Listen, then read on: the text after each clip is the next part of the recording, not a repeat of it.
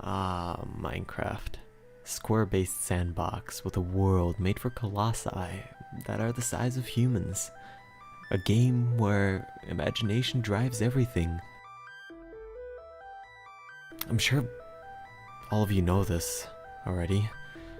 Many of us have spent our childhoods playing it, often at night, seeking adventure, venturing deeper and deeper into that cave, hoping to find diamonds. For me, however, it's time for a new beginning. A new world for me to explore. One with more risks than years ago.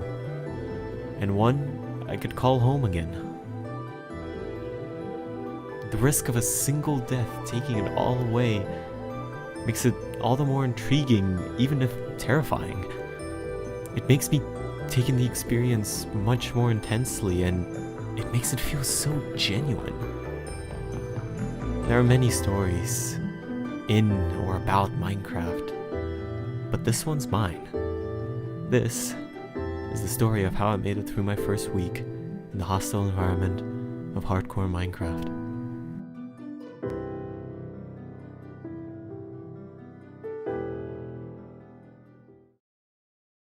You know, this ain't half bad. It's a bit dry, but, you know.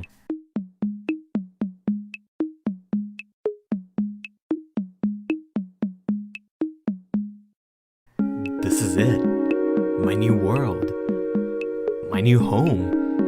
A desert clashing with a plains biome and a river to keep them at peace. How will this world develop? Which hole will be my first house? How will I keep myself fed? Where would I even start?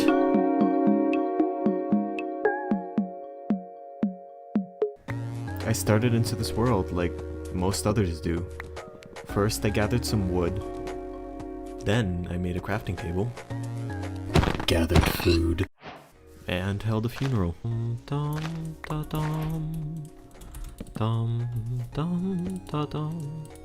You were good, son, real good. Maybe even the best.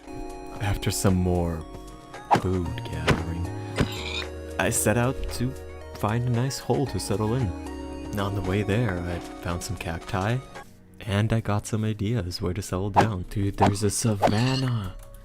There's a savanna. We have bees. And so I decided to settle in a spot where lava defies the laws of physics for some reason. That lava is just now flowing down.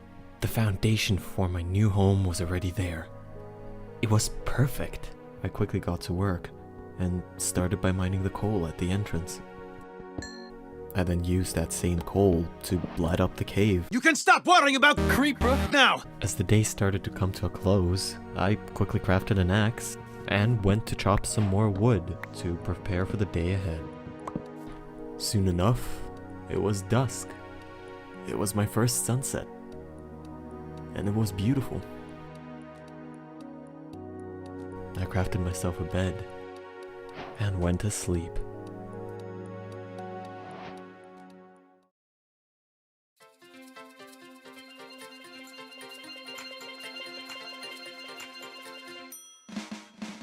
With day one now officially behind me, I decided to start off day two with some cooking. Making bacon. Out of respect for the earth and my own wooden pains, I decided to plant some more trees.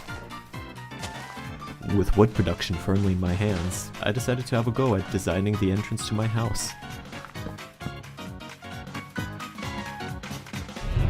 Wow, that is delicious. Finally, some good food. Wow. After getting some vague ideas for the design, I smelted some stone to use as building materials.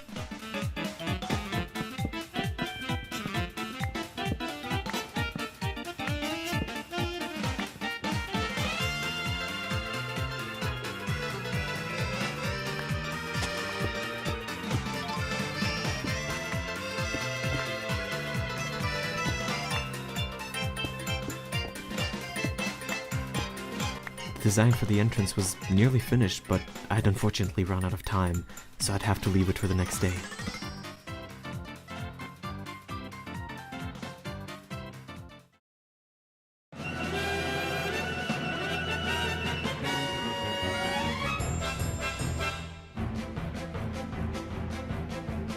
At day 3, we're nearing the half point of the week, and I haven't even finished my house yet.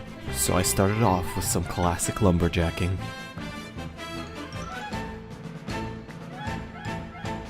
With a decent looking exterior, and an underwhelming interior, my job was done. But I still tried several times over the day to make the interior look decent, and it did not. For reasons of bad interior design team, I decided to set out to find new building materials to use, as acacia-y ugly. Oh, Jesus Christ. After a short walk, I found and promptly chopped down the only spruce tree visible from my house. I then got to work on promptly bringing my friend back home. This is so far the second death in this documentary.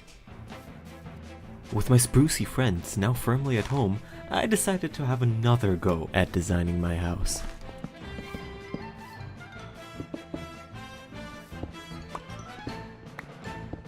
One fatal flaw I was making is not closing the back of the cave.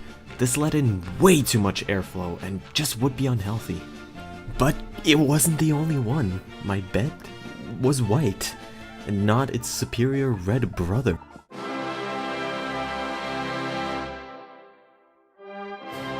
With the sun now setting, I locked the door and went to sleep in my new bed.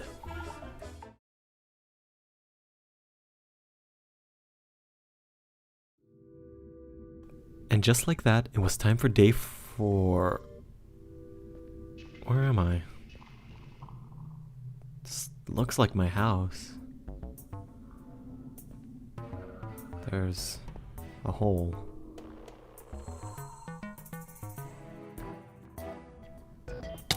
What? No.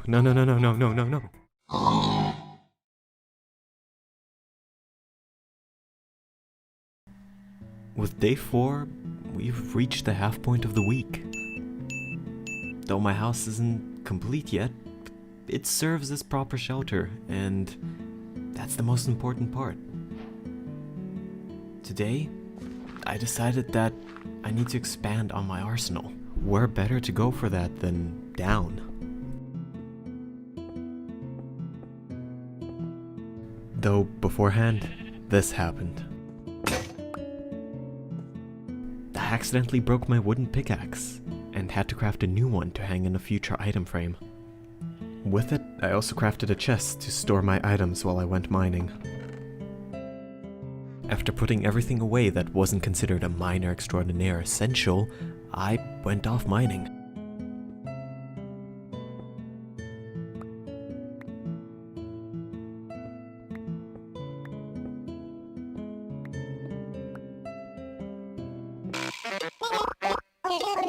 While mining down, I managed to find some coal, and later some gravel.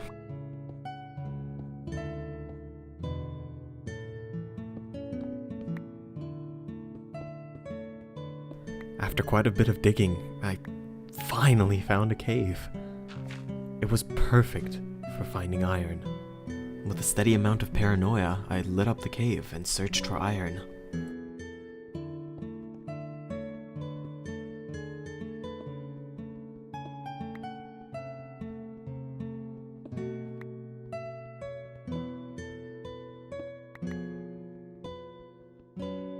With a bountiful amount of iron, I went upstairs to smelt it all down. I decided that I would go explore the rest of the cave another day.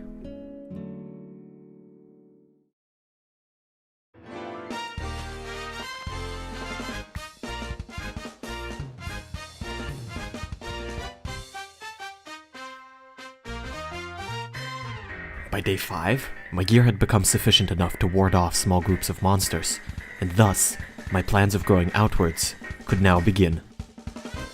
First, I got rid of any monsters in the area. Then, I lit up the surrounding area with torches to prevent mob spawns. I then used the cobblestone wall to keep out the zombies. Yeah, the zombies. A big problem I noticed immediately is that the hill elevation would allow zombies to simply climb over the wall by going up the hill, so I dug out some spaces around it to avoid zombies climbing up.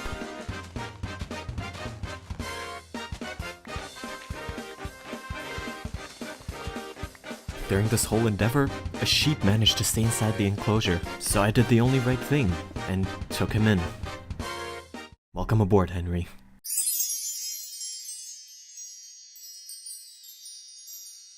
To ensure Henry's and my safety, I waited till nightfall to test the wall. Meanwhile, I built a path to keep myself busy. ほう、向かってくるのか。逃げずにこのディオに近づいてくるのか。近づかなきゃてめえをぶちのめせないんでな。ほうほう。では十分近づくがよい。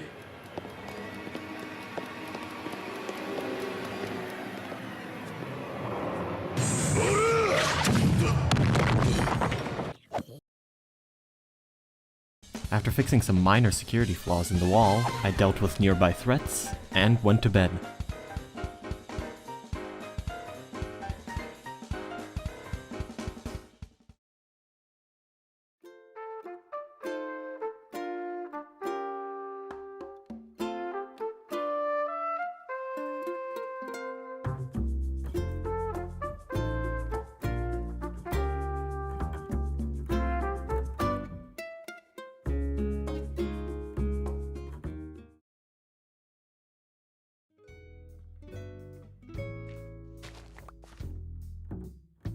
Now that I had a safe front yard, it was time to get a replenishable food source, as the meat I made on day 2 wouldn't last forever. For this, I needed a farm, and I decided to go with some good old classic terraforming.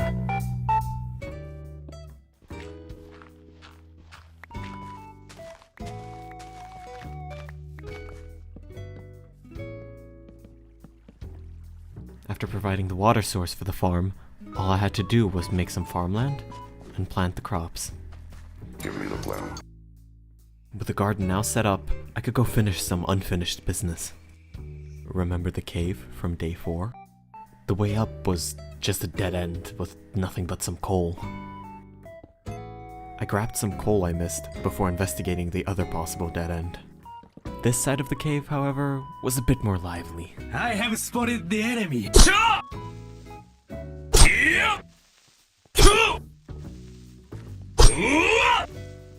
Like cutting through silk. The rest of this cave was mob empty, with iron bits then and there.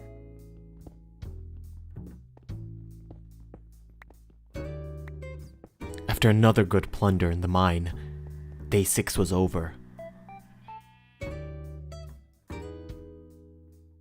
It was time for the final day of the week.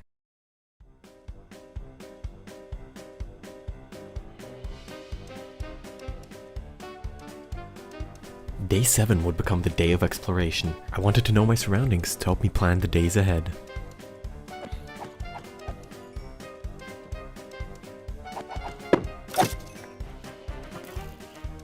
This mustn't register on an emotional level. First, discombobulate. Dazed, discombobulate. I'm dying. Help me. So guys, we did it! Out in the desert, I managed to find sugarcane and this mysterious object I dubbed the Cube. Oh Lord Cubius, forgive our sands. Other than that, I found a dark oak forest and took a sample. After coming back home, I decided it was time to start taking some risks. And I'd have to stock up on ender pearls eventually.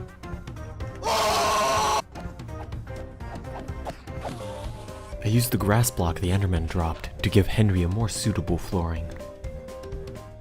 After a whole week of survival, I figured it was time to celebrate.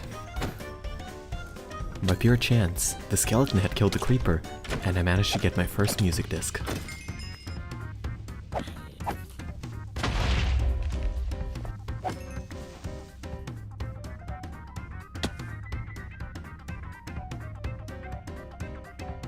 And just like that, day 7 was over.